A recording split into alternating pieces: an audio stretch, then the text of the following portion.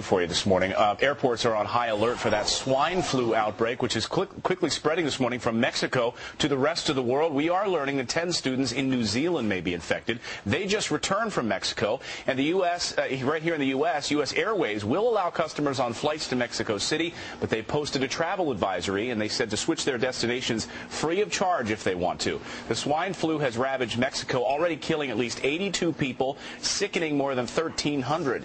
So far, there are 11 confirmed cases in the United States. All right, so let's learn more about the swine flu right now. Let's bring in Dr. Mark Siegel. Dr. Siegel, come on in. He's our Fox News medical contributor. So glad to have you here this morning, Dr. Siegel, because people are scared. I'm already getting emails from people saying, should we cancel our trips to Mexico? I mean, just how contagious and dangerous is it? Well, Ali, the problem with this is it's new. It's a new strain. Now, it has some components of older viruses to it. That's good news because we may see some immunity to it. That may be why we're having milder cases here in the United States. We've seen previous flus like it, but we have to treat it as a brand new flu because, again, it has the potential to really become a pandemic. There are some that are calling for us to close the border with Mexico. Is this necessary, or are we going too far? Well, I'll tell you what the problem with that is, Dave. When you start doing stuff like that, you get a lot of fear. And when you see panic, people take less precautions. So advisories are one thing. And even advisories we have to be careful about because with SARS back in 2003, we ended up costing the Asian economy about $30 billion.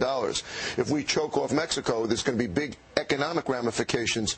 Which they already have. The best way to contain an emerging flu is to isolate sick people and their contacts, to give them Tamiflu and other antivirals as needed, to instruct people about washing their hands properly, not coughing and sneezing on each other, and to isolate cases. I was absolutely amazed last night to find out that there was a function going on at this school in Queens. They're having a big reunion this year with many generations, cocktails, dancing, and they didn't close it for and we still don't know if this school is going to be closed on Monday yet. Well, that's ridiculous. I mean, it's one thing to talk about the country of Mexico. It's another. I mean, it's almost definite that there are cases there in that school. Let's close any school that's has anything going on. You and I were chatting just a few minutes ago about some of the differences in the strain. I think this is what's fascinating some people here is why do we have 82 deaths in Mexico? And genetically, the same tests have been done now on people that have been gotten sick in California. They have the same strain of this virus, and yet they've been recovering. 82 people die in Mexico. What's the difference? What's the disconnect? Well, first you have to understand what actually happens here. Pigs mix many different viruses. They're called mixing vessels. So this particular strain is a bird flu, a human flu, and 2 pig flus all combined and mutating. Oh. So the flu virus could be changing, and as we're seeing it here in the United States, it could be different. That's possibility number one.